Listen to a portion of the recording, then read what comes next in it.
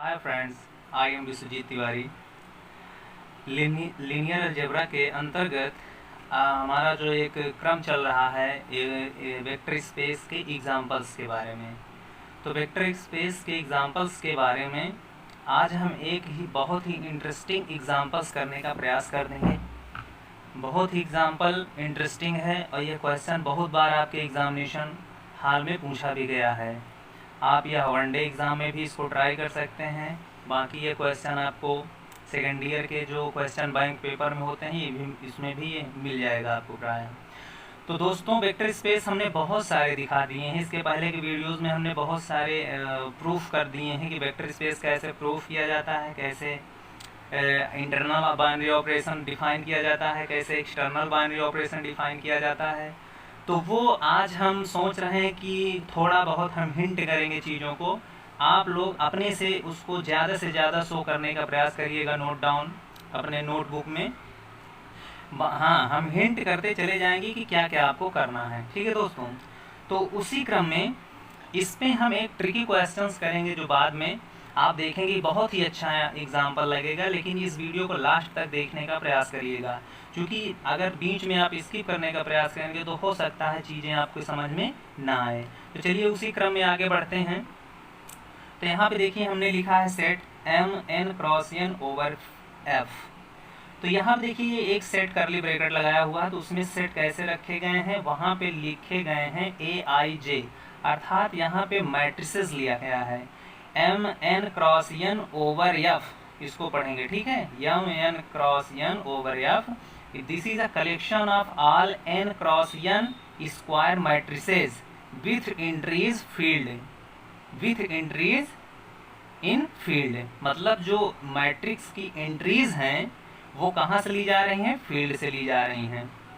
ध्यान रखिएगा, जहाँ पे F आपका डिनोट कर रहा है फील्ड को, V आपका डिनोट कर रहा है M(n)×n, यानी सेट ऑफ वेक्टर्स को डिनोट कर रहा है। तो आज हम इसी सेट को शो करने का प्रयास करेंगे कि यह एक वेक्टर स्पेस है। और बाइनरी ऑपरेशन क्या होगा, यहाँ पे एडिशन ऑफ टू मैट्रिसेस, ये आप लोगों इंटरमीडिएट से पढ़ते चले आ रहे हैं तो उसे मुझे दिखाने की ज़रूरत नहीं, हम समझ रहे हैं।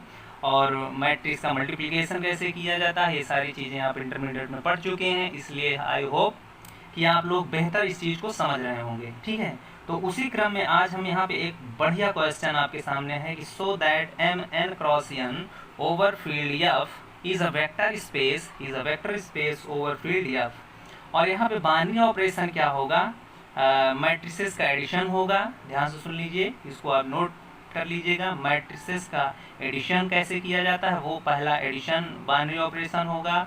और स्केलर मल्टीप्लिकेशन कैसे डिफाइन किया जाता है किसी मैट्रिक्स के ऊपर, वो आपका सेकेंड एक्सटर्नल बाइनरी ऑपरेशन की तरह से काम करेगा। तो चलिए आगे बढ़ते हैं। अब ये क्वेश्चन आप लोग पूर्णतः कंप्लीट करने का प्रयास करिएगा। हम यहाँ पे आपको हिंट कर दे रहे हैं, क्योंकि इसके पहले हम बहुत सारे वेक्टर्स को प्रूव कर चुके हैं डिस्क्रिप्टिव टाइप में।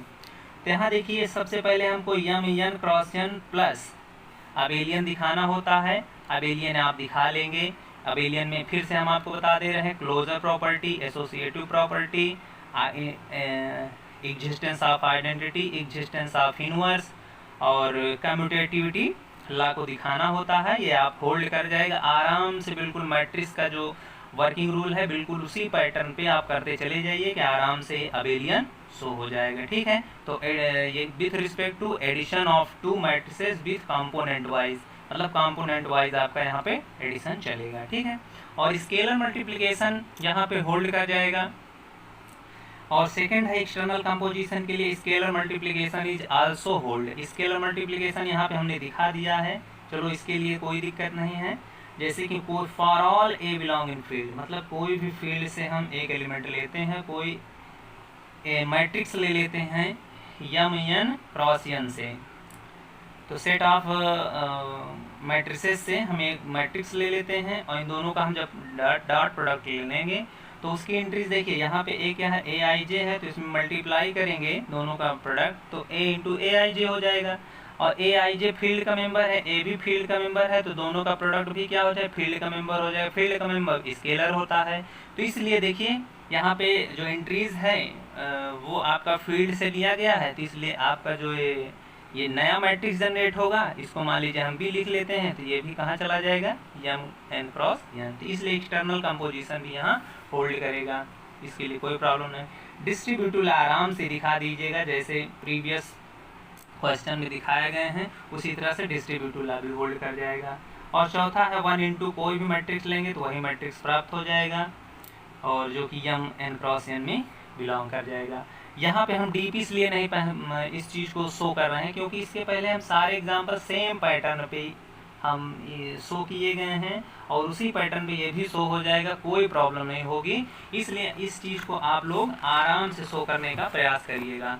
सबसे बेसिक यहाँ पे जो होता है एग्जाम्पल, सबसे बहुत ही बेसिक प्रॉब्लम यहाँ पे है एग्जाम्पल्स को डील करना।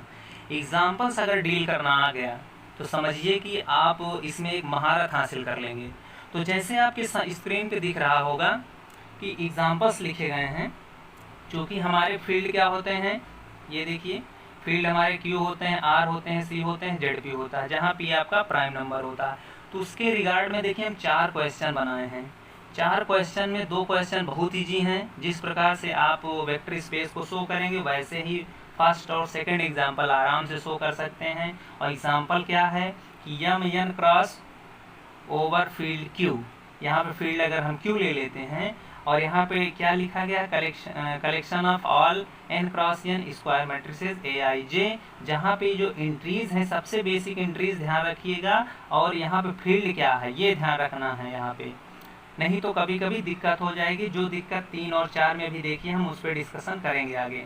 तो ए आई जे यहाँ पे एंट्रीज कहाँ से हैं, क्यू से लिया गया है। यहाँ पे देखिए जो मैट्रिक्स के अंदर एंट्रीज रखी गई हैं वो भी रेशनल नंबर हैं, और फील्ड भी क्या है आपका रेशनल नंबर है। तो ये आराम से आपका वेक्टर स्पेस हो जाएगा, आराम से वेक्टर स्पेस हो जाएगा। वेक्टर स्पेस की जो डेफिनेशन है वो होल्ड कराते चले जाएंगे, आराम से, इसमें कोई दुविधा नहीं होगी, आराम से शो हो जाएगा कि ये वेक्टर स्पेस है।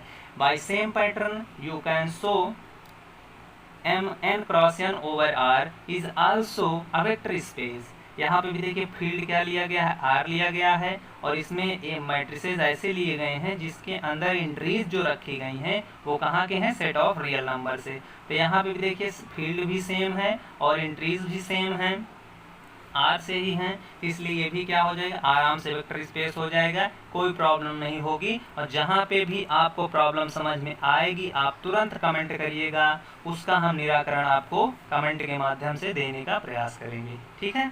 अब जो 3 और 4 क्वेश्चन आपको दिख रहा है, 3rd और 4, इस पे थोड़ा सा ध्यान रखिएगा, क्योंकि इसी पे क्वेश्चन ट्विस्ट करने का प्रयास करता है। तो देखिए क्वेश्चन दिया गया इज, क्वेश्चन कर रहा है M N cross N over R, ये आर है, थोड़ा सा लिखने में गड़बड़ हो गया था, बाद में हमने सही किया है, तो आप लोग नोट में सही कर लीजिएगा। यहाँ पे लिखा गया है M N cross N over R, इसमें क्या है, ऐसे एन क्रॉस एन मैट्रिसेस हैं जिसकी एंट्रीज क्यू से हैं। देखिए यहाँ पे फील्ड आपका आर है और एंट्रीज रेशनल नंबर से दिया गया है, जो मैट्रिक्स में एंट्रीज हैं वो रेशनल नंबर से हैं, यही ध्यान देने की बात है। तो क्या है, वेक्टर स्पेस होगा। और इसी पैटर्न पे एक क्वेश्चन और हम आपसे करते हैं, इज क्या M N cross N over C, देखिए ये सी है, फील्ड यहाँ पे सी लिया गया है, और जो एंट्रीज है वेक्टर इस मैट्रिसेस का वो सेट ऑफ रियल नंबर से लिया गया है, जो एंट्रीज है वो सेट ऑफ रियल नंबर से लिया गया है, और जो फील्ड है सी लिया गया है। तो क्या इस पैटर्न पे भी ये वेक्टर स्पेस है। तो यहाँ पे चलिए देखिए तीसरे का हम डिस्कशन करते हैं। यही 2 पॉइंट्स हैं सबसे बेसिक जो आपको समझने योग्य हैं। तो जैसे since M N cross N over R बराबर a I j n cross n for all a I j belong in Q, यानी जो एंट्रीज है रेशनल नंबर से हैं, फील्ड आपका आर है, फील्ड आपका आर है, तो यह एक वेक्टर स्पेस नहीं होगा। ये पहले हम आपको बता दे रहे हैं ध्यान से, यह एक वेक्टर स्पेस नहीं होगा। क्यों नहीं होगा, क्योंकि एक्सटर्नल कंपोजिशन होल्ड नहीं करेगा, external composition is not hold. क्यों नहीं करेगा, क्योंकि जैसे मान लीजिए आपका फील्ड आर है, तो फील्ड आर में रेशनल और इरेशनल होंगे। इसके पहले वाले वीडियोस में भी एक्सटर्नल कंपोजिशन देखिए कुछ वेक्टर में नहीं होल्ड कर रहा था, तो वही पैटर्न यहाँ पे भी होल्ड हो जाएगा। तो √2 बिलोंग इन आर होगा, और a is equal to A I j, जहाँ ए आई जे आपका क्यू का मेंबर रेशनल नंबर लेंगे, और जब इन दोनों का मल्टीप्लाई करेंगे a इंटू कैपिटल ए, तो √2 इंटू ए आई जे। अब ए आई जे तो रेशनल नंबर है, √2 रेशनल है, तो दोनों का प्रोडक्ट क्या हो जाएगा, इरेशनल हो जाएगा, इरेशनल हो जाएगा। और जब ये इरेशनल हो जाएगा तो ये रेशनल नंबर के एंट्रीज वाली जो मैट्रिसेस होंगी उसमें बिलोंग नहीं करेगा, इसलिए यहाँ पे एक्सटर्नल कंपोजिशन होल्ड नहीं करेगा। यहाँ पे आप लिख देंगे हेंस, अतः mn cross n hence mn cross over n R not vector space, यह वेक्टर स्पेस नहीं होगा। With real with rational entries के साथ यह वेक्टर स्पेस नहीं होगा। और यही सिचुएशन आप mn cross n over c with real entries, देखिए क्वेश्चन है second, mn cross n over c is equal to A I J real entries हैं, लेकिन फील्ड यहाँ पे c है, तो वही बेसिक प्रॉब्लम यहाँ पे एक्सटर्नल कंपोजिशन यहाँ पे भी नहीं होल्ड करेगा। इसलिए क्या हो जाएगा, mn चूंकि एक रियल नंबर और एक कॉम्प्लेक्स नंबर का जब हम डॉट प्रोडक्ट लेंगे तो वह एक कॉम्प्लेक्स नंबर आएगा जो कि रियल एंट्रीज वाली मैट्रिसेस में बिलोंग नहीं करेगा, तो इसलिए ये भी क्या होगा, वेक्टर स्पेस नहीं होगा। टाइम कम होने के नाते हम इसका डिस्क्रिप्शन नहीं लिखे हैं। जो चीज़ें हमने बताया है समझदारी के साथ अपने नोटबुक में नोट कर लीजिएगा। आई होप वीडियो आपको अच्छा लगा होगा, लाइक कर दीजिएगा, सब्सक्राइब कर लीजिएगा और शेयर कर दीजिएगा, जिससे ज़्यादा से ज़्यादा लोगों को यह जानकारी पहुंच सके। धन्यवाद।